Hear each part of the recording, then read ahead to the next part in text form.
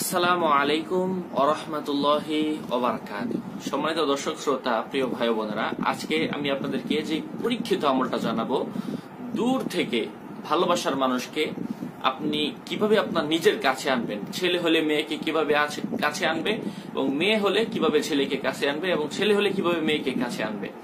তো বন্ধুরা, আমলটা অনেক পরীক্ষিত। এভাবে যদি আপনি করতে পারেন, ইনশাআল্লাহ অবশ্যই ফলাফল পাবেন এবং সে আপনার কাছে আসতে বাধ্য হবে। এই বিষয়ে সঠিক জ্ঞান লাভ করতে কোরআন হাদিস থেকে আমাদের আলোচনা শেষ পর্যন্ত শুনতে থাকবেন, এবং আমাদের চ্যানেলটা এখনো সাবস্ক্রাইব করে না থাকলে অবশ্যই সাবস্ক্রাইব করে দিবেন। তো বন্ধুরা, কথা দীর্ঘায়িত না করে আমরা মূল আলোচনা শুরু করে দিচ্ছি। আমাদেরকে যে দিক নির্দেশনা দেওয়া হয়েছে, সেই দিক নির্দেশনা হলো, কেউ যদি ইসমে আজম পাঠ করে, ইসমে আজম বলতে কয়েকটা কালিমা আছে, যার কাছে যেটা সুবিধা মনে হয়। তন্মধ্যে একটা কালিমা হলো আলিফ লাম মিম যালিকাল কিতাবু লা রাইবা ফি। এটা কিভাবে পাঠ করতে আমি বলে দিচ্ছি। আলিফ লাম মিম, আলিফ লাম মিম যালিকাল কিতাবু লা রাইবা ফি, লা রাইবা ফি, আলিফ লাম মিম যালিকাল কিতাবু লা রাইবা ফিহ। জাস্ট এতটুকু, এটাকে ইসমে আজম বলা হয়। তো এটা যদি কেউ পাঠ করে এবং এই দোয়াটা পাঠ করার পর ইসমে আজম আপনাকে 40 বার পাঠ করতে হবে।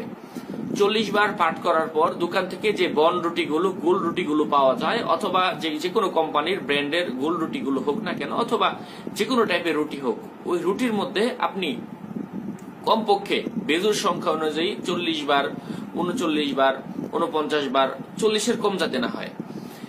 অথবা চাইলে আপনি বেশি পরিমাণে করতে পারেন, 49 বার, 59 বার, 69 বার, অথবা 100 বার, 111 বার, বেজুর সংখ্যা 40-এর কম যাতে না হয়। এভাবে আপনি এই দোয়াটা ওযু অবস্থায় আলিফ লাম মিম যালিকাল কিতাবু লা রাইবা ফি, আউযু বিল্লাহি বিসমিল্লাহির শহীদ প্রথমবার বলবেন আউযু বিল্লাহি মিনাশ শাইতানির রাজিম বিসমিল্লাহির রহমানির রহিম আলিফ লাম মিম যালিকাল কিতাবু লা রাইবা ফি, প্রথমবার এতটুকু বলবেন। এর পরের বার থেকে আর কিছুই বলতে হবে না, জাস্ট আলিফ লাম মিম যালিকাল কিতাবু লা রাইবা ফি তাসবিহ দিয়ে গুনে গুনে পাক পবিত্র অবস্থায় আপনি যদি এই রুটির মধ্যে পরে ফু দিয়ে কোন কুকুরকে খাওয়াতে পারেন, সম্পূর্ণ রুটিটা কুকুরকে খাওয়াতে হবে। জাস্ট একদিন এই কাজটা করবেন, ইনশাআল্লাহ মনে মনে আপনার এই খাওয়ানোর পর আপনাকে আরেকটা কাজ করতে হবে, সেটা আমি বলে দিচ্ছি। তো প্রথমে খাওয়াতে হবে, খাওয়ানোর পর কুকুরকে সম্পূর্ণ রুটিটা খাওয়াবেন, জাস্ট একবার করবেন এই তদবিরটা। তার পরবর্তীতে আপনি রুমের মধ্যে আসবেন, দিনে রাতে যে কোনো সময় এই কাজটা করতে পারেন, সপ্তাহে রাতে দিনে যে কোনো সময়। আসার পর আপনি ভালো করে আবার ওযু করবেন। ওযু করার পর আপনি 2 রাকাত সালাতুল হাজত পড়বেন।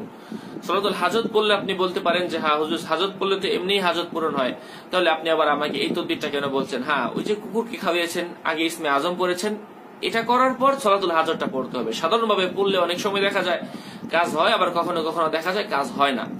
এভাবে যদি করেন, ইনশাআল্লাহ অবশ্যই কাজ হবে। তারপর আপনি সালাতুল হাজত পড়বেন। সালাতুল হাজত পড়ার পর আপনি এভাবে পড়বেন।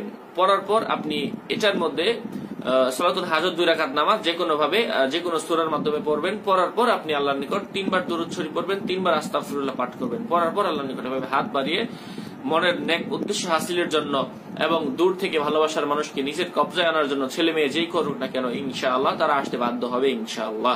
এক্ষেত্রে কি হলো, আপনার নিজের শারীরিক উপকার হলো, আপনার আর্থিক একটু খরচ হলো, কুকুরের জীবজন্তুর উপকার হলো, আপনি ইবাদতের মধ্যে মনোযোগ দিচ্ছেন, আপনি এখানে সময় দিচ্ছেন। সকল একটা ইবাদত করতে যা যা লাগে, আর্থিক একটু শ্রম লাগে, আর্থিক একটা জিনিস খরচ করতে হয়, এবং সময় দিতে হয়, এবং নিজের শরীর থেকে একটু শক্তি খরচ করতে হয়। সকল কিছু আপনি এখানে করেছেন ইনশাআল্লাহ। সকল কিছু করার কারণে অবশ্যই এই তদবিরটা করার কারণে কাজে লাগবে। এমনই পরীক্ষিত আমল সম্পর্কে জানতে অবশ্যই আমাদের চ্যানেলটি সাবস্ক্রাইব করে পাশেই থাকবেন। আসসালামু আলাইকুম ওয়া রাহমাতুল্লাহি ওয়া বারাকাতুহু।